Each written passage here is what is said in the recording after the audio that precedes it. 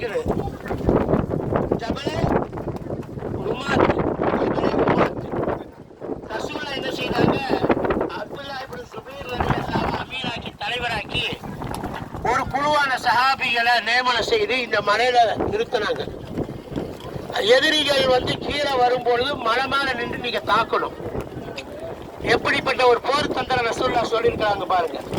அந்த மலை மேல நீங்க நிக்கணும், எதிரிகள் வரும்பொழுது நீங்க தாக்குங்க.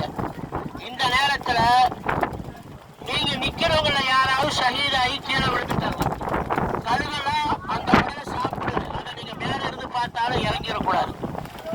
அதே மாதிரி எதிரிகள் ஆயுதங்களை போட்டுட்டு ஓடுறாங்க. இப்ப இந்த மாதிரி நேரத்தில் ஆயுதத்தை எடுக்கிறதுக்கு கீழே நீங்க இறங்கிடக்கூடாது, நான் சொல்ற வரைக்கும் வர்ற வரைக்கும் சொல்லிட்டு போயிட்டாங்க. அல்லாஹ் ஆரம்பத்துல பெரிய வெற்றியை கொடுத்தான், நல்ல வெற்றியை கொடுத்தான். அதே மாதிரி என்னாச்சு, காஃபிர்கள் ஆயுதத்தை கீழே போட்டுட்டு ஓட ஆரம்பிச்சிட்டாங்க. ஓட ஆரம்பிச்சதுக்கு இந்த சஹாபாக்கள் சில பேர் என்ன செய்தாங்க, அவங்கதான் போயிட்டாங்கல்ல, அதனால கீழே இறங்கி ஆயுதங்கள் எடுக்கலாம், அவங்களுடைய போர் ஆயுதங்கள் அப்படின்னு இறங்கும் பொழுது அப்துல்லாஹ் இப்னு சுபைர் ரலியல்லாஹு சொன்னாங்க, ரசூலுல்லாஹ் சொன்னது உங்களுக்கு ஞாபகம் இருக்குதா? கழுகே ஏறி நம்மளை சாப்பிட்டாலும், காஃபிர்கள் ஆயுதங்களை விட்டு அவர்கள் ஓடினாலும் நீங்க மலையை விட்டு இறங்கக்கூடாதுன்னு சொன்னாங்களே, நீங்க இறங்க வேணாம்னு சொல்லி கேட்காம இறங்கினாங்க. எல்லாருமே விரண்டு ஓடிக்கொண்டிருந்த அந்த எதிரிகள் மீண்டும் வந்து இந்த மலை மேல ஏறி கீழே சஹாபாக்களை தாக்கிட்டாங்க. பெரிய பதட்டமாகி வெற்றியான இந்த உஹது யுத்தம் தோல்வியில முடிச்சு 70 சஹாபாக்கள் ஷஹீதாயிட்டாங்க. இதுல ரசூலுல்லாஹி ஸல்லல்லாஹு அலைஹி வஸல்லம் அவங்களுடைய பல்லு ஷஹீதானது இந்த மலை மேலதான், கடவாப்பல் ஒண்ணு ஷஹீதானது இந்த மலையில தான் ஆச்சு. இந்த இடத்துலதான் ஹம்ஸா ரலியல்லாஹு அவங்களும் ஷஹீதாகி அவங்களுடைய உடலெல்லாம் சின்ன பின்னமாக்கப்பட்டு ஈரலெல்லாம் மெண்டு துப்பப்பட்டு அவங்களுடைய குடலெல்லாம் உருகப்பட்டு இருந்துச்சு. அதுல 2 சஹாபி துவா கேட்டாங்க, யாரெல்லாம் காஃபிர்களை நான் தாக்கணும், அவங்கள ஏராளமான பேர்களை நான் கொள்ளணும், எனக்கு அந்த பாக்கியத்தை கொடு, நானும் மௌத்தாகணும், இப்படி துவா கேட்டாங்க.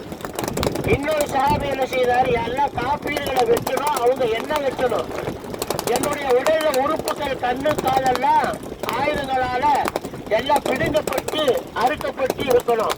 நீ கியாமத்துல கேட்ப, உன்னுடைய கண்ணு என்னாச்சு, காது என்னாச்சுன்னு கேட்கும் பொழுது எல்லாம் உனக்காக உருதுல ஷஹீதாச்சு அப்படின்னு நான் சொல்லணும், அந்த பாக்கியத்தை கொடுன்னு 2 பேரும் மாற்றி மாற்றி ஆமின்னு சொன்னாங்க. அதே மாதிரி 2 பேருமே ஷஹீதாயிட்டாங்க. இன்னொரு சஹாபிக்கு கல்யாணம் பத்தி ஆயிருக்குது, மனைவியோடு இருக்கிறாங்க, யுத்தத்திற்கு எல்லாம் தயாராகி கிளம்பி வாங்கன்னு அறிவிப்பு கேட்டிருக்கு. அவர் குளிக்காமையே இந்த யுத்தத்துல கலந்து ஷஹீதாயிட்டார். அவரை மலக்குமார்கள் குளிப்பாட்டிட்டு இருக்கிறத ரசூலுல்லாஹ் பாக்குறாங்க மைதானத்துல. ஏன்னா அவரை ஜனம், அதாவது யுத்தத்துல மௌத்தானவங்களை குளிக்க வைக்க வேண்டிய அவசியம் இல்லை, இரத்த கரைகளோடு அடக்கம் பண்ணிடணும். ஆனா இவருக்கு குளிப்பு கடமையா இருக்கிறதுனால அந்த மலக்குமார்கள் குளிப்பாட்டி கொண்டு இருந்தாங்க. ரசூலுல்லாஹ் சஹாபாக்கள் சொன்னாங்க, இதான் மலக்குமார்கள் குளிப்பாட்டிட்டு இருக்கிறாங்க, அதனால அவருக்கு பேரு ரசீலுல் மலாயிகா. அவருடைய அந்த சஹாபியுடைய கபரும் இருக்குது. இன்னொருத்தர் நொண்டி, அவரும் யுத்தத்துக்கு நான் போறது வாழை எடுத்துட்டு குதிரையில ஏறப்ப போது அவங்க மனைவி சொன்னாங்க, ஆமா நொண்டிக்கார வச்சுட்டு நீங்கள் போய் போர் செய்துட்டா திரும்பி ஓடி வரத்தான போறீங்க அப்படின்னு சொன்னாங்க. ஆனா அந்த சஹாபி அந்த வார்த்தையை கேட்டுட்டு அல்லாஹ்வுடைய ரத்தி இலாஹி, எல்லாம் என்னுடைய குடும்பத்துல என்னை திருப்பி அனுப்பிடாதுன்னு அந்த துவா கேட்டு குதிரையில் ஏறினாரு. அந்த அம்மா சொன்ன காரணம் என்னன்னா, இவரை ரோசப்படுத்துறதுக்காக வேண்டி இப்படி சொன்னா, கனிமா இப்படி சொல்லிட்டா நொண்டின்னு, நான் பாரு எப்படி யுத்தம் செய்ய போறேன் பாரு அப்படின்னு நாம பேசுவோம். அந்த மாதிரி ஒரு ரோசத்துக்காக இந்த அம்மா சொல்லிச்சு. ஆனா அவர் எப்படி விளங்கிட்டாரு, நம்மளுடைய ஊனத்தை சுட்டி காட்டுறாங்கன்னு நினைச்சு இப்படி துவா கேட்டாரு. அவரு ஷஹீதாயிட்டாரு. அவருடைய உடலை தூக்கி குதிரையில வைக்கிறாங்க, அவங்க மனைவி வச்சுட்டு குதிரையை ஓட்டுறாங்க. வீட்டுக்கு போக மாட்டேங்குது, குதிரை மைதானத்தில் நிற்கிறது. என்ன காதல குதிரை கூட காதல கேட்டுச்சு, அல்லாமல் துரத்திகளாகி அல்லா என்னுடைய குடும்பத்தின் பக்கம் என்ன திருப்பாதின்னு சொல்லி துவா கேட்டாருல, குதிரைக்கு காதுக்கு விழுந்துச்சு. அந்த குதிரை என்ன செய்யுச்சு, அந்த மையத்தை ஜனாசாவை வீட்டுக்கு கொண்டு போக மறுத்து இந்த மைதானத்தை சுட்டுச்சு. அந்த சஹாபியினுடைய மக்பரா இருக்கு. இன்ஷா அல்லாஹ் அவங்கள போய் நம்ம ஒரு சியாரத்து பார்ப்போம். இன்ஷா அல்லாஹ் என்ன வேணுமோ வாங்கிக்கோங்க.